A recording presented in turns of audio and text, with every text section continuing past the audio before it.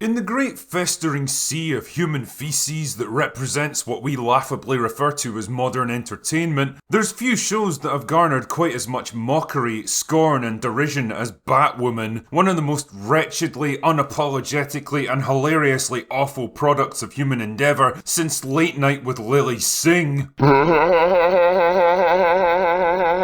It's a show born from a terrible idea, created by untalented hacks desperate to appeal to a market that never even existed, written and directed by the living embodiments of participation awards, and starring a motley collection of has-beens and never-will-bees, all slowly coming to the same horrifying conclusion. This show is where careers come to die. Watching it is like taking a gentle stroll through the reactor core at Chernobyl. Too much exposure will have devastating long-term consequences for you. I mean, check out heel versus babyface. Before he started watching Batwoman, this is what he looked like. Now take a look at him. Anyway, as fun as it is to dunk on the show for being the equivalent of an internet lol cow, the shit going on behind the scenes is way more interesting than the trite, ridiculous melodrama that the writers have managed to come up with. It's a tragic / hilarious story of clashing personalities, greedy executives, toxic work environments, horrifying injuries, and bitterly contested accusations. In short, it's the perfect subject for an episode of Production Hell.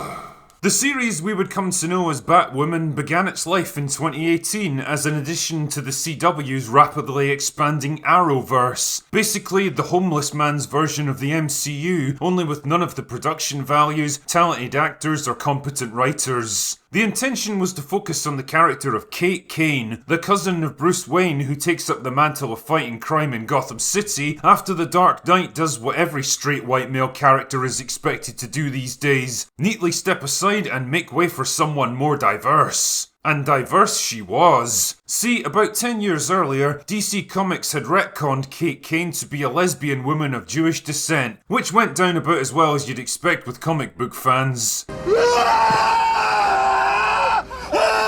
Anyway, never once to let a bad idea go to waste, the CW seized on this and fully embraced it by announcing they were going to cast a real-life lesbian to play the character. And who better than Ruby Rose, a rising star in the TV world who was also openly gay? So naturally Twitter reacted as Twitter does. Apparently Rose isn't Jewish, and because she identifies as gender fluid, that means she's not gay enough either. Yeah, sure, okay, whatever. Anyway, the backlash was so intense that Rose had to delete her Instagram account and flee from social media. Truly, these must be the most first world of first world problems. Not a promising start. Still, production got underway in Vancouver in July 2019, and pretty soon the problems began, most of which only came to light a few weeks ago when Ruby Rose began leaking details of her experiences on the show. And what she had to say sounds fucking wild, man. According to Rose herself, working conditions on the set were rushed, difficult and frequently dangerous, resulting in a growing list of accidents and injuries. A misfiring pyrotechnic left a crew member with third-degree burns, requiring him to be rushed to hospital for emergency treatment. But that didn't slow things down in the world of Batwoman. In her own words, "We were then told we had to do a sex scene without a minute to process it. Aye, there's nothing like human suffering to get you in the mood."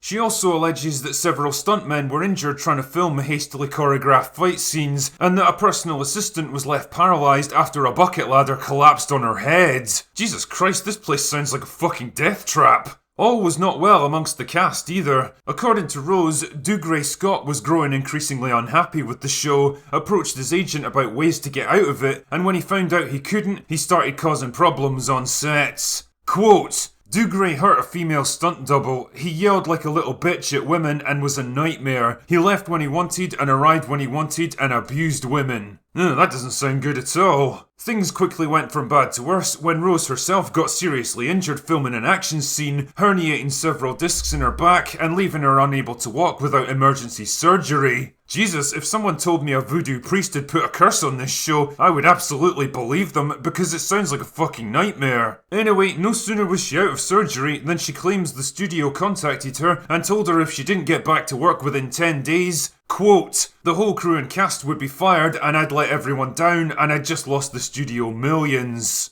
Needless to say, she wasn't exactly enthusiastic about continuing with the show, so when it was time to renew her contract, she wisely cut her losses and got the fuck out of there in May 2020. Now, this put Warner Brothers in a difficult position. They had to either replace or recast their main character without even having Rose around to film a death or departure scene, so naturally their solution was to have her just vanish in a plane crash, replacing her with a whole new character named Ryan Wilder. What's fucking awesome though is that Kate Kane actually returns later in the series, now played by a completely different actress, and their explanation for this is that the character got plastic surgery to alter her appearance. Man, this show truly is the gift that keeps on giving. Things went kinda quiet on the Batwoman front for the next 12 months or so as we all quietly mocked it, until Ruby Rose suddenly started doing interviews and releasing scathing criticism on social media about her grievances against the show, the studio and her castmates. If I was a cynical man, I'd say that her NDA had just expired and she was finally free to voice her true feelings without getting sued for breach of contract. Unfortunately for her, Dougray Scott wasn't about to take this shit lying down, and he quickly released a statement saying, "As Warner Brothers Television has stated, they decided not to exercise the option to engage Ruby Rose for season 2 of Batwoman based on multiple complaints about her workplace behaviour. I absolutely and completely refute the defamatory and damaging claims made against me by her. They are entirely made up and never happened." The studio was quick to back him up, much to everyone's non-surprise. Warner Brothers Television did not pick up Ruby Rose's option for an additional season because of multiple complaints about workplace behaviour that were extensively reviewed by the studio. Damn, now they're claiming she's the one who caused problems on set. And they're not the only ones. According to a production assistant who worked with her on Batwoman, the production company was professional, dialed in, and in every way fantastic. The crew was lovely, hard-working, and dedicated to countless night shoots. It sounded to be an amazing experience in the making. Then came Ruby Rose. She stormed off set, she yelled at people, and whenever she interacted with any of us production assistants, we were disregarded as the trash we picked up. She was a dictator to work for, and having been nothing but a production assistant eager to get into the industry, she made me consider quitting. Are you serious? Damn, this drama's more entertaining than the show it's actually based around. And at the time I'm writing this, there's even rumours that Scott is filing a $10 million defamation suit against Rose.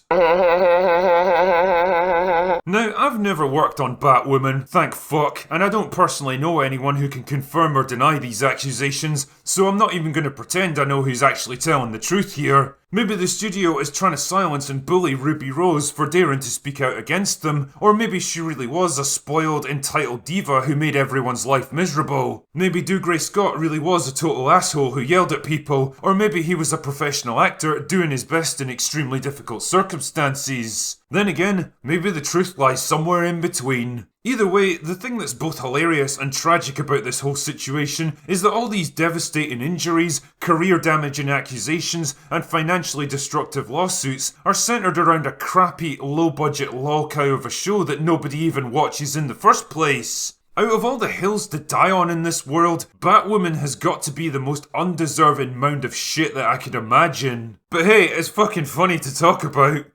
Anyway, that's all I've got for today. Go away now.